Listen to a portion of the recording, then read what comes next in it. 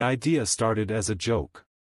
"Bro, you should totally fake being broke," Jake said, swirling his beer. "See if she sticks around." I laughed it off at first. Sophia wasn't like that. She wasn't some shallow gold digger. She was different. But then I remembered the way she'd linger a little too long on guys in designer suits. The way her smile tightened when I suggested cheap takeout instead of her favorite sushi place. What if she was just waiting for someone better? So, I made a decision. I rehearsed my lines in the mirror. "Babe, we need to talk." Too dramatic. "Hey, so, bad news." Too casual. When she walked in that evening, her hair still damp from the shower, cheeks flushed from the cold, I blurted it out. "I lost my job." Her hands froze halfway through unclipping her earrings. "What?" I forced my voice to crack. "The company downsized. I don't have savings. We're gonna have to cut back. A lot." Her lips parted, and for a second, I thought I saw something flash in her eyes: disappointment? Annoyance? Then she crossed the room and pulled me into a hug. "We'll figure it out," she murmured into my shoulder. I exhaled. She meant it. She really did. The first week was fine. She packed lunches instead of ordering in. She suggested free museums instead of rooftop bars. She even laughed when I burned our dollar store pasta. But then, tiny cracks appeared. She stopped wearing the perfume I loved. Started keeping her phone face down. Came home late with vague excuses about work drinks. One night, I caught her staring at her reflection, tugging at the hem of her thrift store sweater like it offended her. "You okay?" I asked. She plastered on a smile. "Just tired." But her nails, usually manicured to perfection, were bitten to the quick. Then came the cologne. She leaned in to kiss me goodnight, and it hit me, something woodsy and expensive, clinging to her hair. I didn't own cologne. My stomach dropped. "Who were you with tonight?" I kept my voice light. "Just Sarah from accounting," she said too fast. I nodded, pretending to believe her. But that night, I lay awake, staring at the ceiling, Jake's voice echoing in my head. "See if she sticks around." And for the first time, I wondered. What if she doesn't? The second week of my financial crisis began with Sophia making a spreadsheet. "I calculated how long we can last on just my salary," she said, turning her laptop toward me with a tight smile. Numbers glared back: rent, utilities, groceries, all pared down to the bare minimum. "That's great," I lied, my stomach twisting. I hadn't expected her to actually budget. I'd thought she'd pout, maybe drop hints about moving in with her parents. Not this grim determination. Then she closed the laptop with a snap. "We'll survive." But her eyes didn't match her words. The changes were small at first. She stopped wearing makeup around me. Not the cute, natural look she usually perfected, just nothing. Her bare face was still beautiful, but different. Like she'd decided I wasn't worth the effort anymore. Her wardrobe shifted too. Out went the tailored dresses, in came oversized hoodies and leggings with pilling fabric. Once, I caught her staring at a designer store window, her fingers twitching toward a silk blouse before she shoved them in her pockets. "You miss it, huh?" I asked lightly. She shrugged.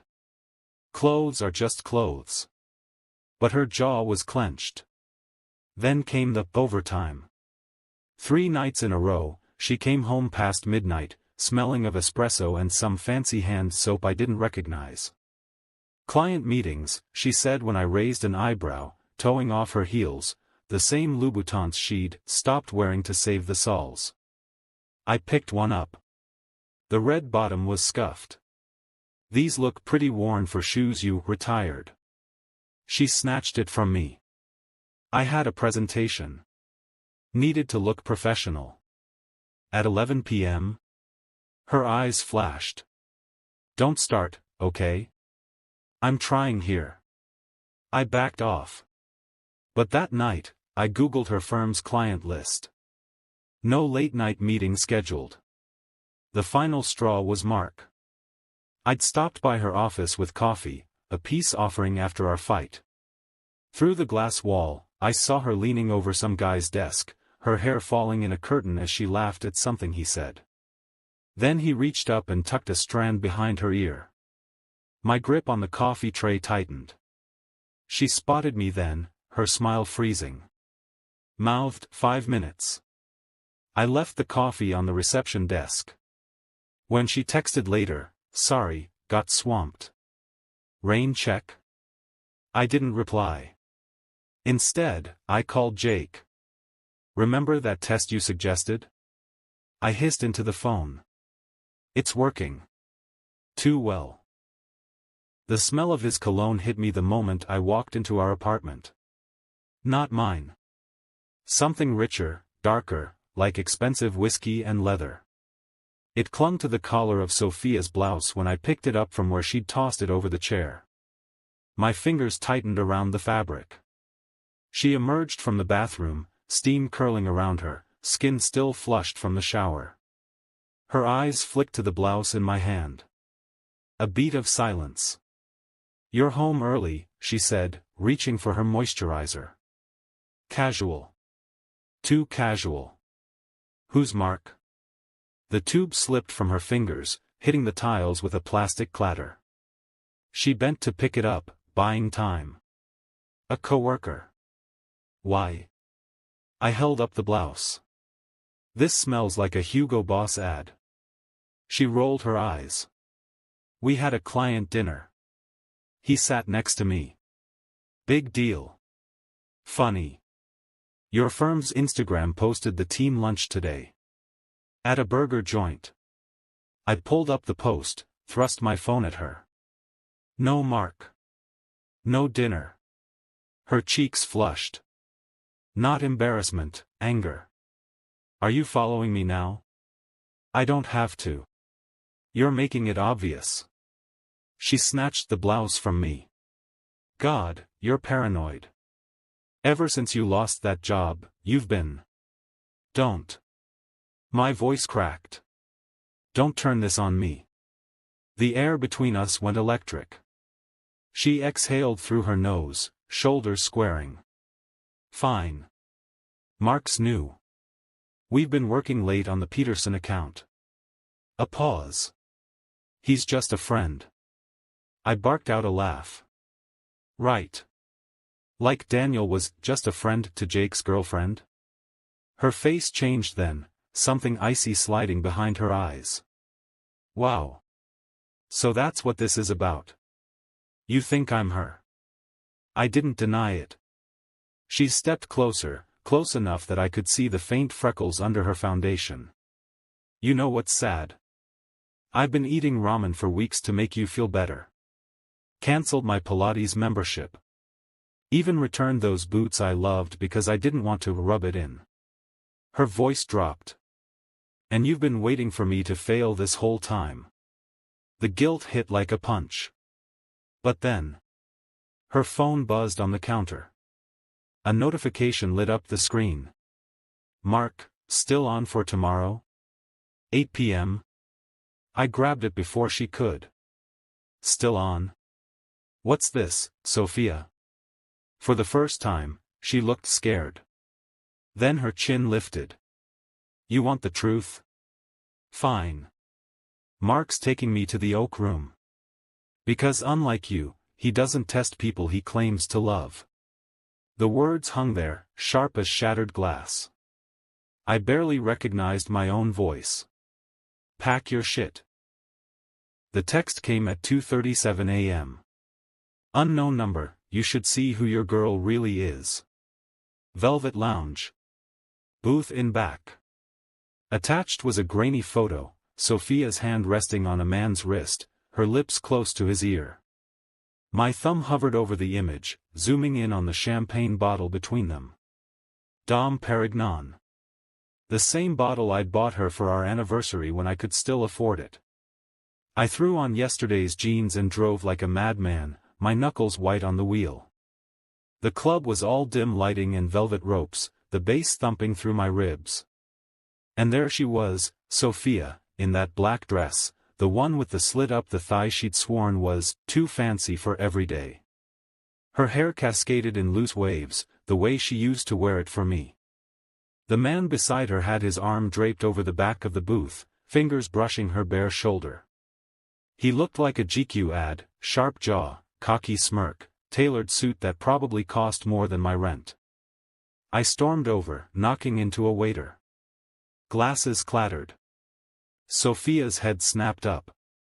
For a second, her face went pale. Then, "Oh my God," she laughed, tossing her hair. "You actually came asterisk." The man, Daniel, grinned. "Right on time." My stomach dropped. "What the hell is this?" I demanded. Sophia swirled her champagne, the bubbles catching the light. "You wanted to test me, remember?" Her smile turned razor sharp. "Turns out, I was testing you." Daniel leaned in. "She knew you were full of shit by day 3. "The Spotify subscription," Sophia said sweetly. "The worn-out Prada sneakers. The way you forgot to return your leased BMW." She ticked them off on her fingers. "You're a terrible liar, babe." The room tilted. I gripped the table to steady myself. "So this, what? Some kind of revenge?" "No," she said, standing. Her heels put her eye to eye with me. "A lesson." She reached into her clutch and slid a receipt across the table. A single line item. "Actor for hire, 4 hours $500. Daniel winked. "Worth every penny." The walk back to my car took a lifetime. I unlocked my phone, our photos, our texts, and deleted them all. Then I pulled up Jake's contact. "You were right." His reply was instant. "Jake, told you." I threw my phone onto the passenger seat and screamed until my throat burned. The apartment felt like a crime scene when I returned. Sophia's keys were still on the counter. Her favorite mug, the one with the chipped handle she refused to throw out, sat half full of now cold coffee. The air smelled like her vanilla shampoo and the lingering sting of betrayal. I sank onto the couch, my head in my hands. The silence was suffocating. Then my phone buzzed. "Sophia, you left so fast, you forgot your toothbrush. Should I mail it to you? Or will you come crawling back for it like everything else?" My fingers hovered over the screen. I wanted to beg. To explain. To tell her I was an idiot. Instead, I blocked her number. I spent the next week in a haze. Jake dragged me out to bars, shoved drinks in my hand, and told me to get over it. But every blonde in a black dress made my chest ache. Then, on day 8, my Instagram Explore page served me a knife to the gut. Sophia's story. A yacht. Turquoise water. Her tanned legs stretched across the lap of a faceless man in sunglasses. The caption. Upgraded. I zoomed in, was it Daniel? Some new guy, until my screen cracked under the pressure of my grip. I drunk dialed her at 3 a.m. She answered on the second ring. "Miss me already? Who's the guy?" My voice was raw. She laughed, the same laugh that used to make my stomach flip. Now it just made me nauseous. "Wouldn't you like to know?" I swallowed the lump in my throat. Was any of it real? A pause. Then, softer, "You were. Until you decided I wasn't." The line went dead. I showed up at her office the next morning, unshaven and desperate. She stepped out of a black town car, Daniel at her side. Except. It wasn't Daniel. This guy was taller, broader, his suit even more expensive. He whispered something in her ear, and she giggled, tucking her hair behind her ear the way she used to do for me. Then she saw me. Her smile didn't falter. Stalking me now? How original. Daniel 2.0 eyed me like a bug under his shoe. This him? She patted his chest. The one who thought I'd trade love for money. She met my eyes. Joke's on you. I got both. The car door closed behind them. I stood there, hollowed out, as the engine purred and they drove away. 3 months later, I saw her at a coffee shop. Sophia sat by the window, sunlight catching the diamond on her left hand. Her hair was shorter now, slicked back in a sharp ponytail that screamed I've moved on. The man beside her, some finance bro with a Rolex, dotted croissant flakes from her lip with his thumb. Our eyes met. For a second, her mask slipped. Just a flicker of something, regret? Pity, before she turned back to him, laughing too loud at whatever joke he'd made. I walked out without my coffee. That night, Jake found me on my fire escape, staring at her Instagram. Engagement party photos, her in a white mini dress, champagne flute raised. The caption, "When you stop settling." Jesus, Jake muttered, snatching my phone. She really gutted you, huh? I lit another cigarette. I deserved it. The admission hung between us, bitter and true. At 2 a.m., I unblocked her number. Typed "I'm sorry." Deleted it. The truth was, I wasn't sorry for testing her, I was sorry I'd failed. My phone buzzed.